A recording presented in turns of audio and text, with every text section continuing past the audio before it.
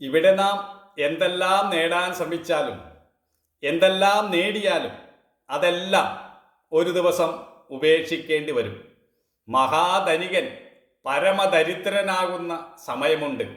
മരണത്തിൻ്റെ മണി അവൻ്റെ കാതിൽ മുഴങ്ങുന്ന സമയം.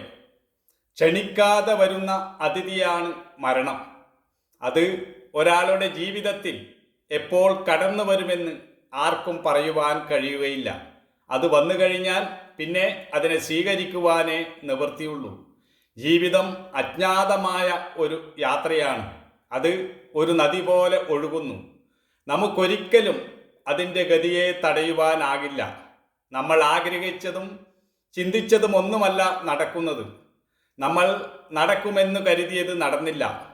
എന്നാൽ ഒരിക്കലും സംഭവിക്കില്ല എന്ന് കരുതിയത് ചിലപ്പോൾ സംഭവിക്കുന്നത് കാണാം.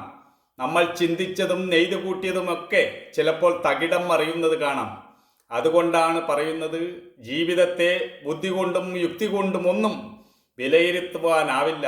അത് അനുഭവം കൊണ്ടേ ഓരോരുത്തർക്കും ബോധ്യമാവും.